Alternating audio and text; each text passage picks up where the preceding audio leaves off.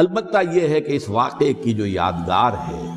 اس میں کوئی شک نہیں ہے کہ اس نے مسلمانوں میں سے ایک گروہ کے دل میں قربانی اور شہادت کا جذبہ بہت پیدا کیا، اس میں کوئی شک نہیں۔ اور جس طریقے سے کہ عاشورہ محرم میں یاد منائی جاتی ہے، جس طریقے سے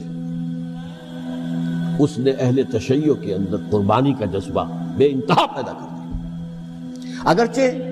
وہ جذبہ بروئے کار نہیں آتا، اس لیے کہ ان کے ہاں یہ عقیدہ ہے، یہ طے ہے کہ جب تک حضرت مہدی ظاہر نہیں ہوں گے ہم کسی کے خلاف بغاوت نہیں کریں گے۔ یہ پوری تاریخ میں ان کا معاملہ رہا، تمام جو ہے ائمہ اہل بیت کا معاملہ رہا۔ جب تک مہدی نہیں آتے keep sitting and keep waiting, wait and see, that's all۔ یہ تو خمینی صاحب نے کیا ہے، آیت اللہ خمینی صاحب نے، کہ انہوں نے یہ ایران کے شیعوں کو باور کرایا کہ بھائی جب آئیں گے حضرت مہدی آ جائیں گے، لیکن ہم اب ہاتھ پر ہاتھ رکھ کر بیٹھے رہیں،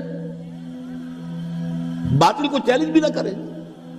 ہمیں کچھ تو کرنا چاہیے، وہ ہاتھ پاؤں ہلانے چاہیے، اور کچھ نہیں تو مہدی کا راستہ جو ہے صاف کرنا چاہیے، تمہید کرنی چاہیے، ان کے راستہ ہموار کیا جائے۔ تو یہ ان کی بڑی عظمت ہے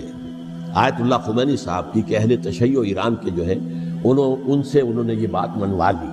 کہ ہم بالکل انرٹ نہیں بیٹھے رہیں گے، بلکہ اب انہیں نائب امام قرار دے کر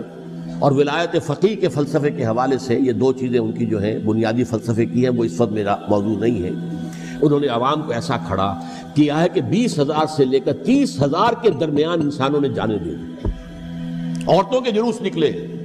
شیرخوار بچہ گود میں ہے عورت کے اور گولی کھا رہی ہے، مر رہی ہے، گر رہی ہے۔ آپ سوچئے زندگی کتنی عزیز ہوتی ہے، اور شیرخوار بچے کے لیے ماں کی جو زندگی ہے اس ماں کو اپنی زندگی کتنی عزیز تر ہوگی کہ اپنے لیے نہیں تو اس بچے کے لیے مجھے جینا ہے، لیکن نہیں، گولیاں کھائیں گے، گری۔ یہ جذبہ انہی میں ہے۔ واقعہ یہ ہے کہ اہل سنت کے اندر یہ جذبہ نہ ہونے کے برابر ہے۔ یہ میں واشگاف الفاظ میں کہہ رہا ہوں، پورے عالم اسلام میں صرف شیعہ ایران ایسا نکلا ہے کہ جس نے بادشاہت کا خاتمہ کیا، باقی سعودی عرب میں بادشاہت بیٹھی ہوئی ہے، ڈٹ کر بیٹھی ہوئی،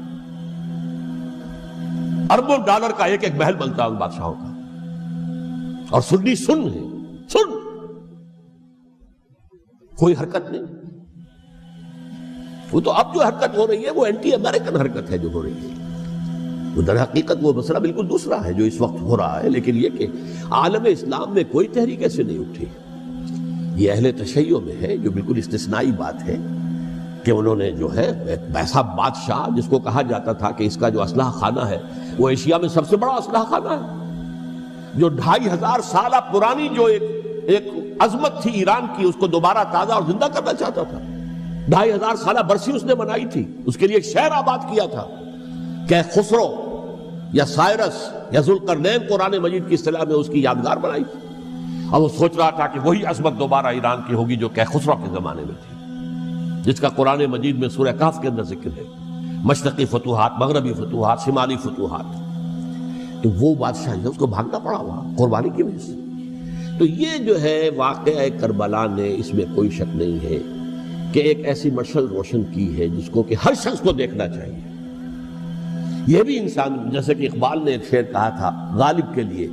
فکر انسان پر تیری ہستی سے یہ روشن ہوا ہے، پرے مرغ تخیل کی رسائی طاق ہو جا۔ تو فکر انسان پر حضرت حسین کی قربانی سے یہ واضح ہوا ہے کہ انسان کس حد تک جا سکتا ہے قربانی دینے کے لیے اپنے کسی مقصد کے لیے۔